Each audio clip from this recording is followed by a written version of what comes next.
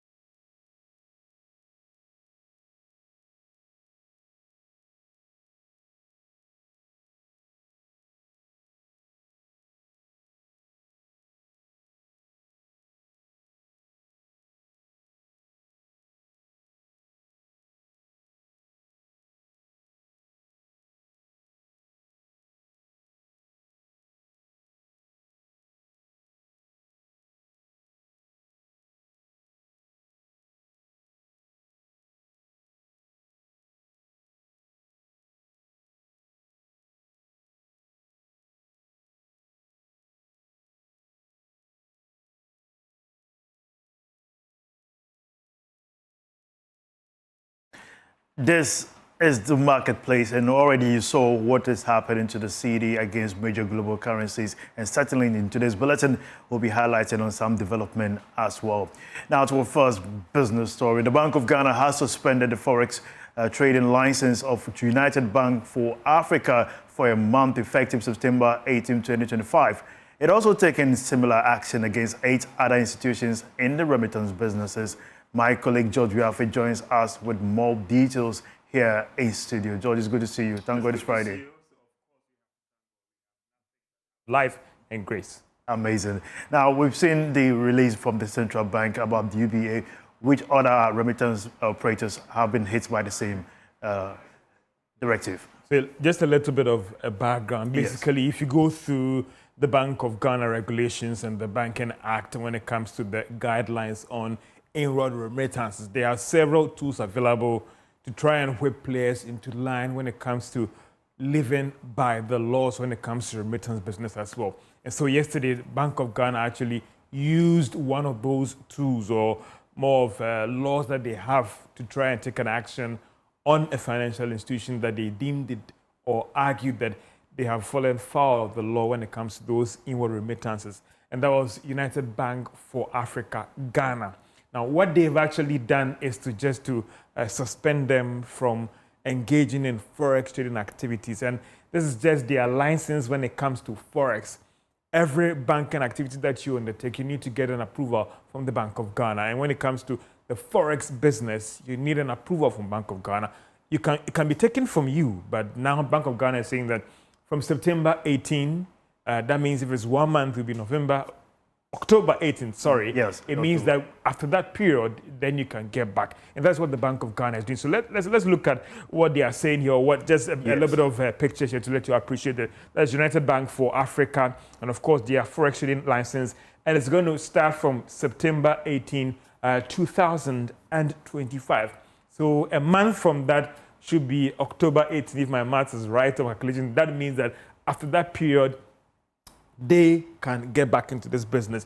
This means a lot of the banks, in terms of get a lot of their money from interest and their treasury operations and all the rest. So taking this thing away from them means a lot to the commercial bank. Someone will certainly ask, why is the central bank taking this decision? Well, it appears that the Bank of Ghana wants to walk the talk. Some have argued that when it comes to all the laws, I mean, about foreign exchange restrictions and all those things, we have these laws in our books. The challenge has been, how do you enforce them? So it appears that the Bank of Ghana wants to lead so that other institutions would also follow them when it comes to these laws. Let's still give our viewers some breakdown here. So what was the reasons why Bank of Ghana has sanctioned United Bank for Africa, Ghana? You could talk about multiple violations of the foreign exchange regulations. So it's just not one, not twice, multiple. Also conducting unauthorized remittance activities with the following payment providers. And that is when we'll come to the other part of the statement where the Bank of Ghana has named these payment service providers that they're talking about. You can talk about Helga's Financial Technologies. You can talk about Cellunet Limited and Flutterwave. So these are big names in the remittance places. The remittance business. And if you come to understand the business, it's not just, it's a whole play, more of a cycle where you have the money transfer operators, the payment service providers, and even the commercial banks. When somebody sits in London and uses a platform to send money and you get it here, there are several layers of cycle that it passes through before you actually get that money on your phone here to go and take it from the telcos. So basically, if you look at the money transfer operators that they have also sanctioned for almost a month, you could talk about Top Connect, you could talk about Send Up, you could talk about Tap Send. I mean, one of the biggest players in the industry when it comes to the virtual remittance transfer business as well. And also Remit Choice, and then AfriX. So these are the 4 or 5 money transfer operators that the Bank of Ghana also said that because you also played a role in all these things as well, we are asking you that from September 18, for 1 month, you cannot do business in the remittance space. If you go through the statements again coming from the Bank of Ghana, the Bank of Ghana is also reminding of the players that for these other players in that space, yes, when their suspension expires and a commercial bank you want to engage them, it is not going to be automatic. What you have to do is that apply again to the Bank of Ghana. We'll look at the request and then we'll take a decision. If you go through these names, there's one name that had been sanctioned before. So the argument also comes up again is that if these institutions are in the habit of not going by the rules, what do you do to them? Do you take a tougher sanction against them to ensure that they work with the rules? If you expand this whole thing, the argument will also be that the Bank of Ghana also wants to stabilize the cedi. It's believed that some of these players are not playing by the rules. And that's why Bank of Ghana wants to take these tough measures so they whip them into line. And that could go a long way to help in stabilizing the Ghana cedi. Thank you, George, for bringing clarity to this report. And we're certainly going back to break it down. Thank you so much, George. Now, we're still on this issue. Let's get on Zoom and speak to Chief Executive of Delex Finance, Joe Jackson, on this development as well. And it's good to have you, sir, here on the marketplace. Now, what do you make of this action by the Bank of Ghana? Good afternoon and good afternoon to your listeners. Listen, it's crystal clear. The Bank of Ghana is worried about leakages through the different channels and is saying clearly that I'm going to come down with a sledgehammer for all the operators. What it is signaling to all of us in the market, it's not just about Forex trade and remittances. It's also about all the other rules about not pricing in cedis, not pricing in US dollars, and all the other rules that have come out recently to stop these leakages. It is saying, if you breach it, I will come after you. And I will do it in a way in which it will be painful. Because you see, what happens to the biggest issue with all of us financial institutions is our reputation. Anytime you come in to say, I'm not in compliance with XYZ, it hits me hard. And that's all that it's as if suspending my Forex trading license for months will kill me or give me problems. No, this has nothing to do with the fundamentals of any of these institutions. The fundamentals, if they were good, still good. Oh, great. It is just the Bank of Ghana coming down to hit you hard and say, you have breached my regulations. And then you have a public relations challenge on your hands. How to assure the market that this is only a little breach in a little area and it's not generally representative of how you behave. All right. Now, some have opined that the central bank is possibly being a little bit tough on these institutions, considering the already stance that we have seen some drop in our remittance outflows. It is important, and there's a reason to believe that the drop in the remittance outflows is because these remittance companies are not bringing the dollars back into town, and that they are finding other ways to move the dollars out. That is the belief. And so if there's a reason to think that you have done that, then obviously it's going to come down hard on you. Remember that all dollars should go through the central bank. All dollars going out should go through the central bank. So it's a tough one. The institutions are fundamentally fine, I believe, and so there should be no panic on the issue of customers or anything like that. It is just the central bank showing teeth where its Forex transactions are concerned and trying to make sure that everybody else will see this and shape up. I assure you that after the announcements, all sorts of meetings are being held in management of all the financial institutions to make sure that, hey, make sure that we don't fall into the same pit. I assure you, I've had my meeting at Delex Finance already, and I won't be surprised. That's essentially maybe what the central bank wants to signal to all of us. Don't make the mistake, because if you make the mistake, I'll come down hard on you. Great. Now, do you also think that the Bank of Ghana should be careful with these interventions, because it could be seen as there is some sense of panic in the system? Listen, the recent depreciation in the value of the Cedi is simply because the Bank of Ghana has stopped intervening. And I believe they stopped intervening because they didn't think the value of 10.50 or thereabouts, 10 cedis 50 to $1 was defensible. In any case, the growing differential between official prices on one hand and power market prices on the other hand signaled that there was something wrong. I suspect that the bank has moved to a different position where it believes it can defend in the long term. So I'm not expecting our currency to go back to 10.50 easily. I suspect it will stabilize somewhere higher than that, but not as high as it was at the beginning of the year. And that may be a far more defensible position, a position where they'll be able to intervene to keep the rate stable and to keep inflation down like they've demonstrated so far. So that's where we stand. I truly don't believe we'll go back to the 10 cedis 50 unless something changes dramatically. Great. You've had your meeting this morning, and I want to get from you, how is the market reacting to the depreciation of the Cedi in recent times? Oh, well, for starters, remember that there was always a school of thought that the rate could be too low and that 10.50, the Cedi could be overvalued. And so you'll be surprised that there's not that much surprise. In any case, the widening gap between the official rate and the power market rate was already indicating to us that it wasn't going to work. And then to make it to be fair, the central bank made an announcement that it won't intervene in the market for the month of September.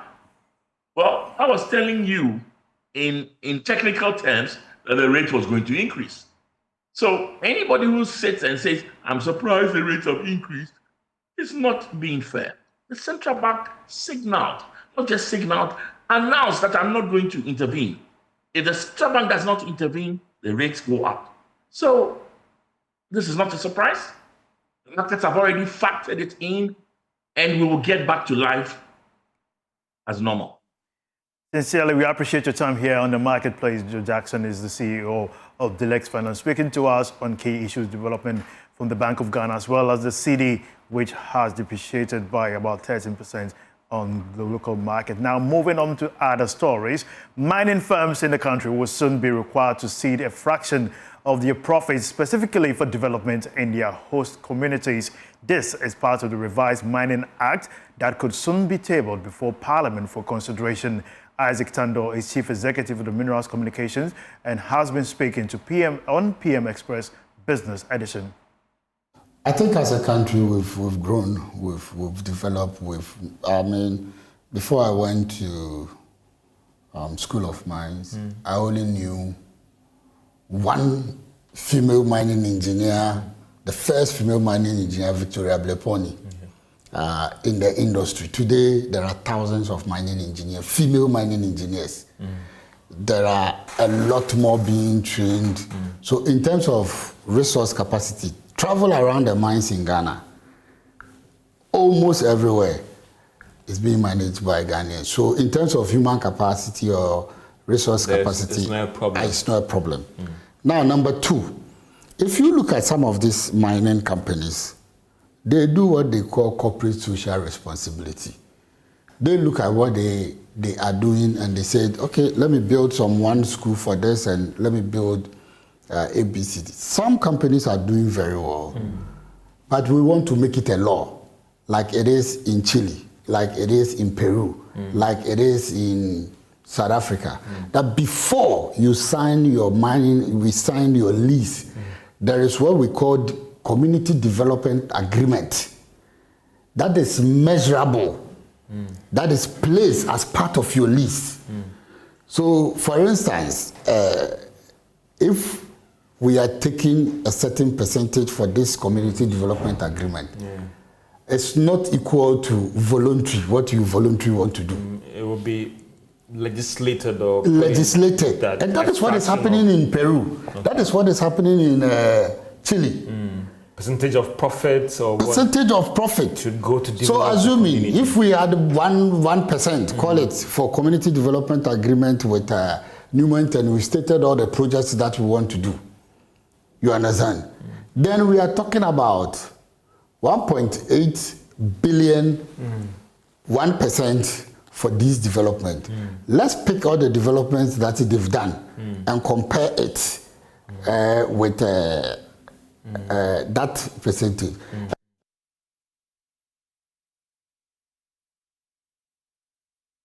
We have more insightful stories for you right after this break. Keep watching.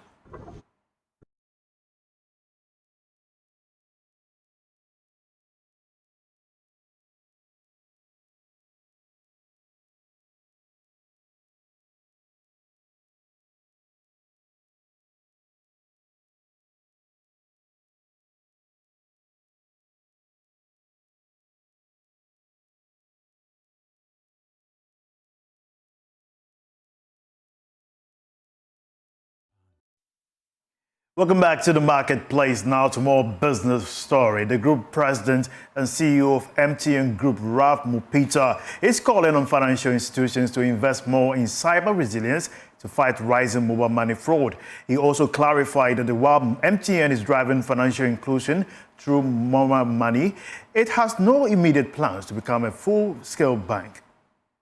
Mobile money has become a key driver of financial inclusion in Ghana and across Africa, but with the growth of digital transaction comes an equally rising threat of cyber fraud. At a press briefing in Accra, MTN Group President and CEO Ralph Mupita urged financial institutions to take stronger steps to protect customers by investing in cybersecurity and artificial intelligence. I wouldn't say that it's got to the extent where it is unmanageable. I think we see the proportion of fraudulent transactions over total transactions and actually still small, not to make that an excuse in of itself, because you never want that to happen. So the reality is we and everybody, the banks themselves and other mobile money operators, we're going to have to be more vigilant about cyber resilience and invest more in tools around threat detection and eviction, and putting a layers in of AI where we're able to, detect some of this, through intelligence. I mean, implementing KYC, anti-money laundering, and those sorts of processes also helps to remove some of that those set of risks. But he also clarified MTN's position on expanding into full-scale banking. If that happened, it was because there was a very good reason. Right now, there is no reason. But I wouldn't want to lead you to say we will be or we will not be. It's just simply a function of how best do we serve our customers, that you then go and take some other form of license that you currently don't have. So what I think that is more useful is for us to think about the role that we have to play in driving financial inclusion. We're not even at 50%. So there's a lot more still to play. We're in the first half. It's not finished. And there's a whole second half still to come where we can, do more and more. But there may well be a time when we think we need different capabilities and a license, but that's not occupying our minds right now. Okay. I would want to hand over the microphone to my colleagues at this point to come in, and then before I let you off. The telecom giant says its investment will continue to prioritize secure mobile money services as a way to drive inclusive growth across Africa.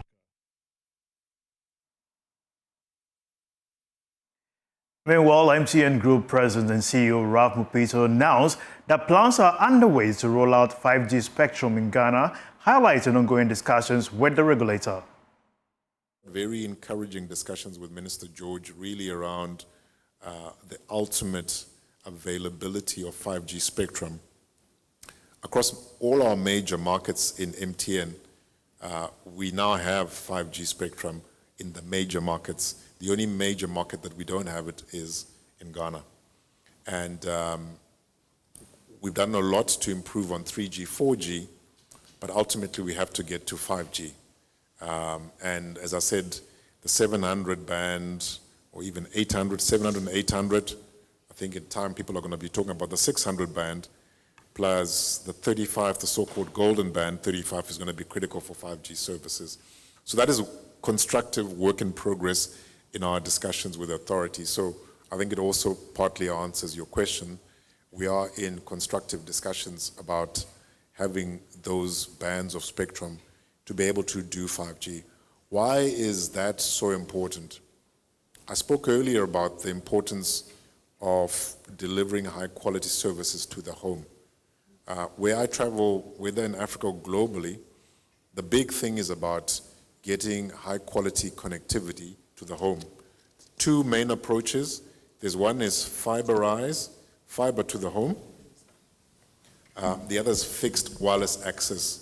The fixed wireless access generally needs, kind of 5G spectrum, 5G, CPEs, the units that you see inside your home, to be able to really drive a really good customer experience of digital services whilst you're in the home, either for the children, for their studies, work from home, entertainment. That's all for today here on the Marketplace. Now, for more news update, visit myjoyonline.com/business. And as you can see, Cedi to weaken further amid elevated demand. $1 equals 13 Ghana cedis at Forex bureaus, and BoG suspends remittance licenses for some remittance companies. And that's all. Thanks for watching today's edition of the Marketplace. My name is Winston Taki. Have a good business day. Bye-bye.